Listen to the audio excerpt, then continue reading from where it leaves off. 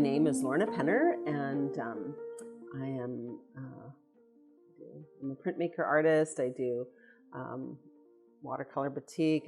I'm pretty much a mixed media artist. I used to feel all mixed up, but now I have a whole different thought pattern on that. Yeah, I found that as well. Like I used to always kind of get really stressed out and feel like I have so many interests and things I want to try, and I would get stressed out that I should stop doing that and focus on one thing, so I become really good at it, and I'd get really stressed.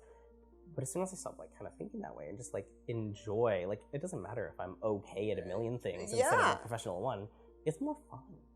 Absolutely. And like, just enjoy. And I think that's part of the artistic process anyways. Yeah. Like when you see something, if I saw like some landscape or something, or like that tract or whatever. Yeah. And I'm making an artistic decision right at that moment. How am I going to do this? And so if I do it in a batik, well, that is my decision. So it's not mixed up. Yeah. Right. And it's not like I always thought, oh, I'm just a mixed up. I don't know what I want to be yet. But oh no, it's okay. And anything you do can inform like a different medium or a different project. Like even like, like woodworking, or even like gardening or farming, or like even like like all of that can kind of inspire and work with everything else.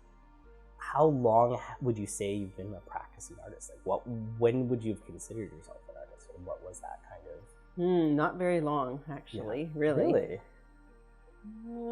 Like I would say maybe 5 years or Wow, that's unreal. Like I mean, because I just started messing around with stuff probably about 8 years ago. Yeah. Oh wow, that's so like. So I really feel like I'm that emerging person. Yeah, I really am. A lot of people have a lot of ideas of what it's like up here in the north, and like culturally, and with like kind of the more like work culture and like I guess like the camp culture that exists. But it's so artistic and creative, and the community is so welcoming and the camaraderie of people sharing, that doesn't happen in big communities.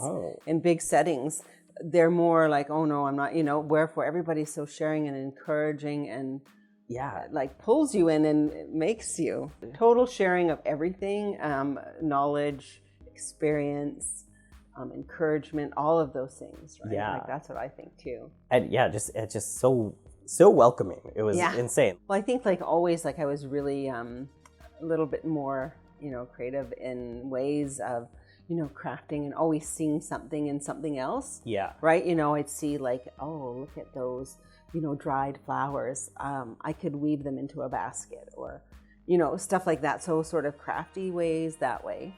And then, I was working out at Upper Pine School, and I had a lady, oh, you got to come.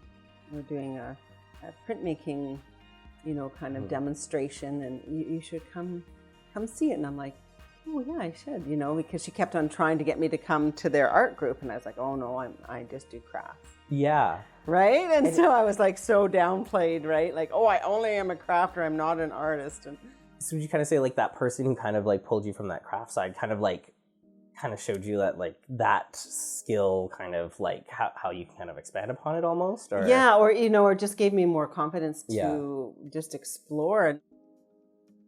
So anyway, so MEEP, I was working with MEEP at Upper Pine, and so I was working there, and she was the librarian there. Yeah. And so then she just kept saying, oh, Lorna, like, because I do art with students, like that was sort of I was working with different children with difficulty and different needs and such. And so there was a lot of like, okay, we're going to do work first, and then we're going to do a art project, and then work first, and then art, and I would do this, with different students that it really helped them to calm and to, whatever.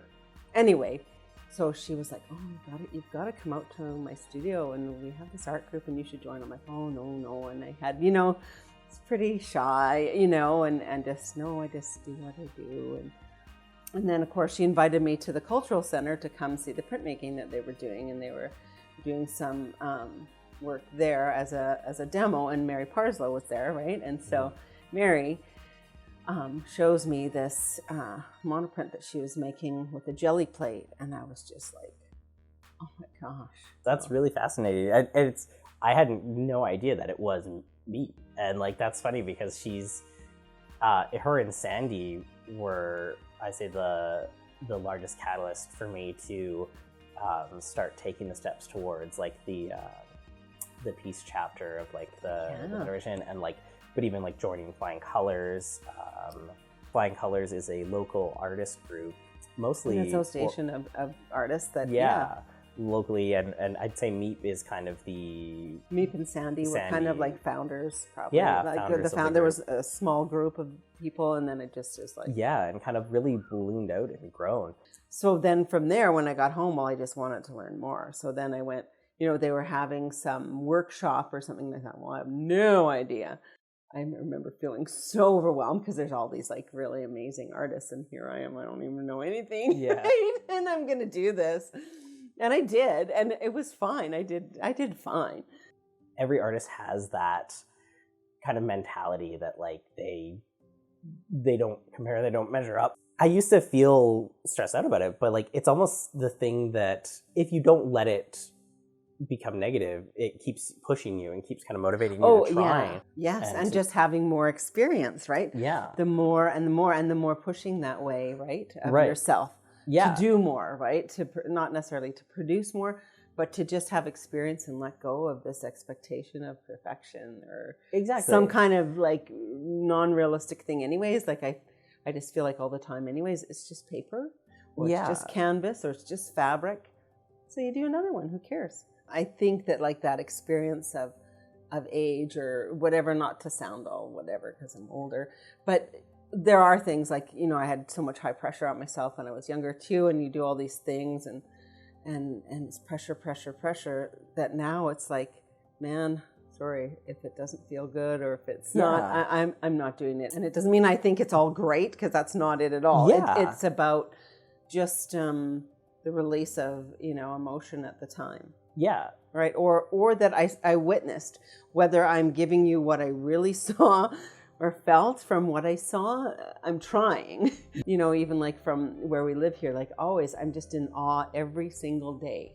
Right. Yeah. And that's, I wish I could give that away. I wish I could sell that, because I'll tell you, I'd make a lot of money. Well, and where I live and how I live really affects who I am, and so much big sky, like big sky, right? Like, and in farming and stuff, like in the autumn, in the fall, when you're harvesting and you're going till really late, and I mean, it is the stars. Oh my word! Like when that big sky filled and there's no interfering light, to be able to have this life of doing what I want. Right? Yeah. And enjoying it and getting to meet really awesome people and, getting to share my things. And then, through that, like, I start to feel more connected to where I am. And not necessarily just here where I live as in the landscape, but like if I'm traveling somewhere, like, I mean, it's like always like and seeing like the little things, like not always about the big sky, like I said, but to like look at that, like one little blade of grass, or those moments I spend with my little pigs, and you get these little nose nuzzles and stuff like that. Like those are like the most best things, and it's art doesn't have to. Your art doesn't have to like have value for everyone. It just has to have value for you, and then anyone else's interpretation of it, right? It's really awesome if someone gets something out of it, whatever that may be, and it's okay. Like, just because you think it means this, you can't tell somebody else what your art means to them. Yeah. Because actually that's not your... Yeah. You might do a little blurb about what it made you feel, or what it or what inspired you to do it, or whatever. But actually, I kind of don't want them. Like, I want them to have their own. Everyone has their own experiences and their own, like, everything. And it's even like with your own artwork, like, at the end of the day, like, how you feel about it is the most important part. And even if you don't like it, as long, like, you just need to take it as it's a learning process. Okay. It's just the next step. Yeah. And it's just something. Or there's always something, and that's where I think, like, when you, like, if you're, it depends what kind of person you are too. Yeah. Like, I believe in everything. There's something that can be found that's good if you choose to be looking for. But if you're choosing to look for negative, I can guarantee you'll find a lot of it.